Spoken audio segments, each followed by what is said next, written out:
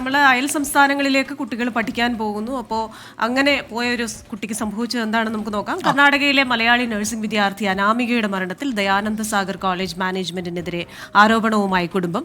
ആത്മഹത്യാക്കുറിപ്പ് മറച്ചുവെച്ചുവെന്നും ഫീസിന്റെ പേരിൽ ഉൾപ്പെടെ കടുത്ത സമ്മർദ്ദമുണ്ടായെന്നും കുടുംബം ആരോപിച്ചു. ഇല്ല, എന്നെ വിളിച്ചത് ഇങ്ങനെ ചെറിയ പനി വന്നിട്ട് ഹോസ്പിറ്റലാണെന്ന് ആദ്യം പറഞ്ഞത്. ഇങ്ങനെ വിളിച്ചാൽ എനിക്ക് ചെന്ന് നോക്കുമെന്ന് പോയി ചോദിച്ചു. അപ്പോൾ അങ്ങനെ ഇവിടെ കോളേജിൽ പോയതിനു. അപ്പോൾ ഇവർ ആദ്യം ഒന്നും കാണിക്കുന്നില്ല. ഇവർ ഇനി എന്താ സംഭവം എന്ന് പറയുമ്പോൾ ഞാൻ നേരെ കയറിപ്പോയി ഉള്ളിലേക്ക്. അപ്പോൾ ഹോസ്റ്റൽ റൂമിലേക്ക് നോക്കുമ്പോൾ ഇവളിങ്ങനെ സൂയിസൈഡ് ചെയ്തതിനുണ്ട്. സൂയിസൈഡ് നോട്ട് ഉണ്ടായിരുന്നു. അതിൻ്റെ കറക്റ്റ് നമുക്ക് അറിയില്ല, പക്ഷെ അവിടെ ഉണ്ട് ഇവരെ ഏൽപ്പിച്ചിട്ടുണ്ടത്. പിന്നെ ഒരു നോട്ടും കൂടി ഉണ്ടായിരുന്നു. പേപ്പറിൽ എഴുതി വെച്ചിട്ടുണ്ടായിരുന്നു ആദ്യം കണ്ട കുട്ടികൾ പറഞ്ഞിരിക്കുന്നത്. പക്ഷേ നമുക്ക് കിട്ടിയിരിക്കുന്നത് ഒന്ന് മാത്രമേ ഉള്ളൂ. അനാമിക മാനസിക സംഘർഷം നേരിട്ടുവെന്ന് സൂചിപ്പിക്കുന്ന ശബ്ദ സംഭാഷണവും പുറത്തു വന്നു. ഇവിടെ നിന്ന് ഇങ്ങനെ പാസ്സാക്കാണ്ട് സപ്ലി അടിച്ച് വിടുകയുള്ളൂ. പിന്നെ ഇന്ന് എൻ്റെ മുഖത്തോക്കി പറഞ്ഞത് എനക്ക് കേട്ടിട്ട് ഇനി ഇവിടെ നിൽക്കണം എന്ന് ആഗ്രഹമൊന്നുമില്ല. വട്ടാണോന്നല്ല ചോദിച്ചത്. അപ്പൊ പിന്നെ ഇനി ഞാനിവിടെ നിന്നിട്ട് കാര്യമില്ലല്ലോ. ഇല്ലടാ, സെം ആവുന്നതിനിടക്ക് നമ്മള് ഇറങ്ങുന്നതാണെങ്കിൽ മീൻസ് ഈ ഏജന്റിനോട് പറഞ്ഞിട്ട്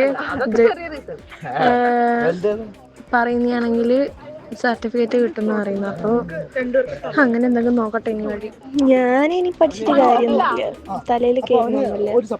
ഒന്നാമത് സസ്പെൻഷൻ ആണെന്ന് പറഞ്ഞു.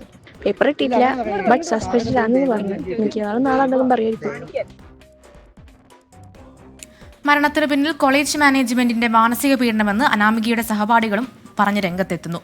കോളേജ് കവാടം വിദ്യാർത്ഥികൾ ഉപരോധിച്ചു.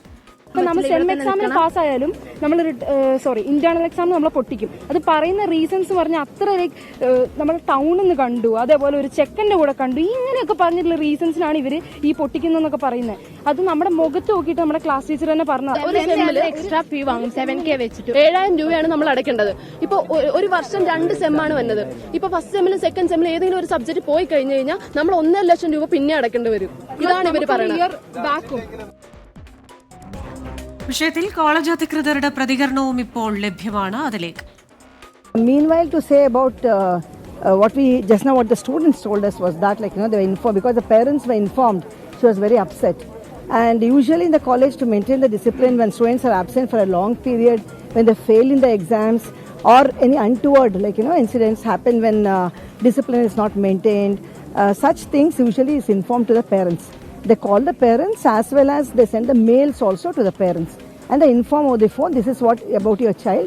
So kindly call and inform or come over here for discussion if any clarification is required. So this is what has happened. So now when we talk to the students are also mentioning that she was upset because her parents were informed about this. And she was mentioning how to face people now because my parents are already informed that I was copying.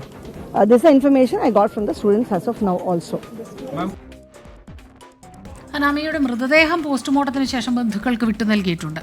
Arun Pooparamba ചേരുന്നുണ്ട് ബംഗളൂരുവിൽ നിന്ന് വിവരങ്ങളുമായി. അരുൺ, ഈ principal അല്ലെങ്കിൽ college അധികൃതരുടെ ഒരു വിശദീകരണത്തിൽ നിന്ന് മനസ്സിലായത് അവർ ചെറിയ പ്രശ്നങ്ങൾ ഉണ്ടെങ്കിൽ പോലും, അതായത് മാർക്ക് കുറഞ്ഞാലോ ആബ്സെന്റ് ആയാലോ ഒക്കെ തന്നെ വീട്ടുകാരെ അറിയിക്കും. എന്നിട്ട് ഈ കുഞ്ഞു മരിച്ചിട്ട് ആ ഒരു പനി എന്തോ ആണെന്ന് പറഞ്ഞാണ് അറിയിച്ചിരിക്കുന്നത്.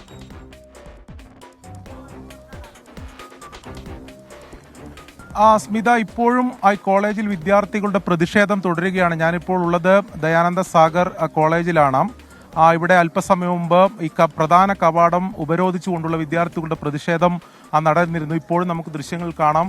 വലിയ വിദ്യാർത്ഥികളുടെ സാന്നിധ്യം, അവരുടെ പ്രതിഷേധം ഇപ്പോഴും തുടരുകയാണ്. ഈ അനാമികയുടെ സഹപാഠികൾ ഉൾപ്പെടെ പറയുന്ന പ്രധാനപ്പെട്ട കാര്യം, ഇതാദ്യമായല്ല, ഇതൊരു പ്രത്യേക സംഭവമല്ല.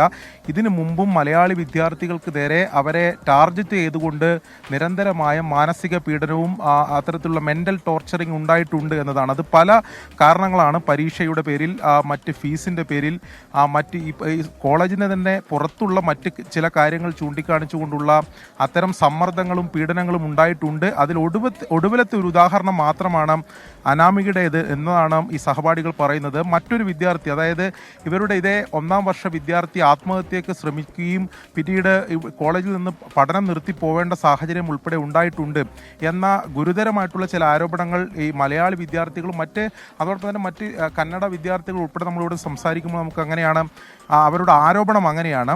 ഇപ്പോൾ കോളേജ് അധികൃതരുടെ വിശദീകരണം ഇവിടെ നേരത്തെ ഒരു പരീക്ഷ നടത്തിയിരുന്നു. അതിൽ ഈ കോപ്പി അടിച്ചുവെന്ന് ആ ക്ലാസ്സിൽ, അതായത് പരീക്ഷ നടത്തിപ്പുണ്ടായിരുന്ന അധ്യാപകർ ഈ വിദ്യാർത്ഥിക്കെതിരെ കണ്ടുപിടിച്ചു. അതിനുശേഷമാണ് ഈ സസ്പെൻഷൻ നടപടി ഉണ്ടായത് എന്നതാണ് കോളേജ് അധികൃതർ ഇതുമായി ബന്ധപ്പെട്ട് വിശദീകരിക്കുന്നത്. ഈ അച്ചടക്ക നടപടിയുടെ ഭാഗമായി മാത്രമാണ് അത്തരം നടപടികൾ ഉണ്ടായത് എന്നതാണ് കോളേജ് അധികൃതർ വിശദീകരിക്കുന്നത്. പക്ഷേ വളരെ ക്രൂരമായ മാനസിക പീഡനം ഇവിടുത്തെ വിദ്യാർത്ഥികൾ നേരിടുന്നുണ്ട് എന്ന ആരോപണം ഈ അനാമികയുടെ സഹപാഠികളും മറ്റ്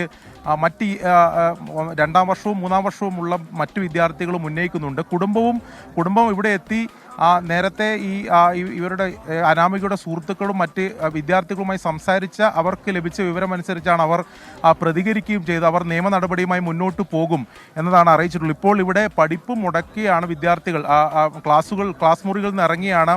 അത് മലയാളി വിദ്യാർത്ഥികൾ മാത്രമല്ല, നമുക്ക് ദൃശ്യങ്ങൾ കാണാം, മറ്റ് കന്നഡ വിദ്യാർത്ഥികൾ, അങ്ങനെ എല്ലാ വിദ്യാർത്ഥികളും ചേർന്നാണ് ഇപ്പോൾ പ്രതിഷേധം നടത്തിക്കൊണ്ടിരിക്കുന്നത്. ഇതിൽ കർശനമായ നടപടി വേണം എന്ന് പോലീസിനോട് അവർ ആവശ്യപ്പെടുന്നുണ്ട്. പോലീസിന്റെ ഭാഗത്തും ചില വീഴ്ച ഉണ്ടായിട്ടുണ്ട് എന്ന് കുടുംബം ആരോപിക്കുന്നുണ്ട്. കാരണം ഇന്നലെ ഈ 10 മണിയോടെ തന്നെ ഇത് ഇത്തരത്തിൽ മരിച്ച നിലയിൽ കണ്ടെത്തി. പക്ഷേ ഇന്ന് രാവിലെയാണ് പോലീസ് എത്തുകയും എന്തെങ്കിലും ഒരു നടപടി, അത് കുടുംബം എത്തിയതിന് ശേഷമാണ് പോലീസിന്റെ ഭാഗത്ത് നിന്ന് അത്തരം നടപടികൾ ഉണ്ടായത് എന്നുള്ള ആരോപണം കുടുംബം ഉന്നയിക്കുന്നുണ്ട്. എന്തായാലും ഇതിൽ അന്വേഷണം നടത്തുമെന്നാണ് പോലീസ് ഈ ഘട്ടത്തിൽ അറിയിച്ചിട്ടുള്ളത്. കോളേജ് അധികൃതരുടെ ഉൾപ്പെടെ മൊഴി രേഖപ്പെടുത്തും. ഈ അനാമികയുടെ സുഹൃത്തുക്കളുടെ മറ്റ് പ്രശ്നങ്ങളുണ്ട്, എല്ലാ മൊഴിയും രേഖപ്പെടുത്തി വേണ്ട നടപടിയെടുക്കും എന്നതാണ് പോലീസ് ഈ ഘട്ടത്തിൽ അറിയിച്ചിട്ടുള്ളത്. അപ്പോഴും വിദ്യാർത്ഥികളുടെ പ്രതിഷേധവും അവർക്ക് നേരിട്ട അവരുടെ മാനസിക സമ്മർദ്ദവും അവർ തുറന്നു പറയുന്നുണ്ട്. മലയാളി വിദ്യാർത്ഥികളെ പ്രത്യേക ഒരു വിവേചനം മലയാളി വിദ്യാർത്ഥികളോട് ഉണ്ട്, അങ്ങനെ തെരഞ്ഞു പിടിച്ച് അവരെ ടാർഗറ്റ് ചെയ്തുകൊണ്ട് അത്തരം ഇടപെടൽ നടത്തുന്നുണ്ട് എന്ന ആരോപണവും എന്തായാലും വിദ്യാർത്ഥികളുടെ ഭാഗത്തുനിന്ന് ഉണ്ടാകുന്നുണ്ട്. എന്തായാലും പ്രതിഷേധം ഇപ്പോഴും ഇവിടെ തുടരുകയാണ്. വിദ്യാർത്ഥികളുടെ ഭാഗത്തുനിന്നുള്ള പ്രതിഷേധം ഇപ്പോഴും തുടരുകയാണ്. ശരി, അരുൺ പൂപ്പറമ്പയാണ് ബംഗളൂരുവിൽ നിന്ന് ഈ പ്രതിഷേധത്തിന്റെ ദൃശ്യങ്ങളുമായി നമുക്കൊപ്പം കൂടുതൽ വിവരങ്ങൾ നൽകിയത്.